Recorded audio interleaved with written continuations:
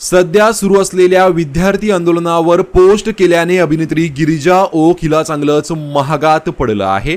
अनेकांनी तिला social मीडियावरना unfollow केलं आहे, अनेकांनी तिच्यावर संताप व्यक्त केला आहे। तर विद्यार्थी आंदोलनाबद्दल गिरिजा असं बोलली तरी काय ज्यामुळे लोकांनी तिला अनफॉलो करायला सुरुवात केले तेच जाणून घेऊया। नीट पेपर फुटी प्रकरणावर देशातील तरुण चांगलेच संतापलेत। शिक्षण मंत्र्यांच्या राजीनाम्यासाठी आंदोलनाची हाक दिली जात आहे। या आंदोलनात विद्यार्थ्यांप्रमाणेच अनेक कलाकार मंडळीही सहभागी झाली आहे। प्रत्यक्ष जाऊन शिकलेल्या कलाकारांनी सोशल मीडियावर पोस्ट शेअर करत आंदोलनाला पाठिंबा दिला आहे। दरम्यान मराठी अभिनेत्री गिरिजा ओक हिने विद्यार्थी आंदोलनावर पोस्ट शेअर केली आहे। त्यानंतर मात्र लोकांनी सोशल मीडियावरून गिरिजाला धडाधड अनफॉलो करायला सुरुवात केली आहे। गिरिजाने स्वतः पोस्ट शेअर करत याबाबत सांगितलं।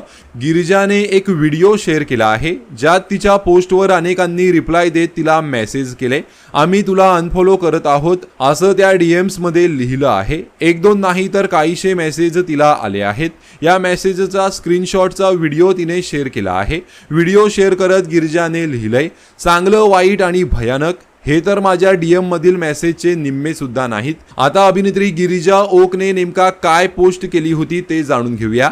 गिरिजाने शेअर केलेल्या पोस्टमध्ये ज्यात तिने मतदान यादीत तुमचं नाव नोंदवा असं आवाहन केलं होतं। हा एक असा निषेध आहे ज्यावर लाठीमार करता येणार नाही। ही पोस्ट गिरिजाने शेअर केली। यासोबतच गिरिजाने लिहिलं होतं, तुमचं नाव मतदार यादीत आहे याची खात्री करा, गरज वाटल्यास नाव नोंदवा, ही प्रक्रिया कंटाळवाणी वाटली तरी पूर्ण करा, आवश्यक असल्यास मदत घ्या। मोर्चे आणि आंदोलना इतकंच किंवाहून त्याहूनही अधिक हे महत्त्वाचं आहे अशी पोस्ट गिरिजाने शेअर केली होती। मात्र या पोस्टचा काहींनी असा अर्थ काढला की गिरिजा आंदोलनापेक्षा मतदार यादीत नाव नोंदणी करणं अधिक महत्त्वाचं असल्याचं सांगत आहे। यावरूनच आता सोशल मीडियावर तिच्यावर टीका होत आहे आणि अनेकांनी तिला सोशल मीडियावरना अनफॉलो केलं आहे। तर या संपूर्ण प्रकरणाबद्दल तुमचं काय मत आहे? तुम्हाला काय वाटतं? तुमची प्रतिक्रिया कमेंट करून नक्की सांगा। धन्यवाद।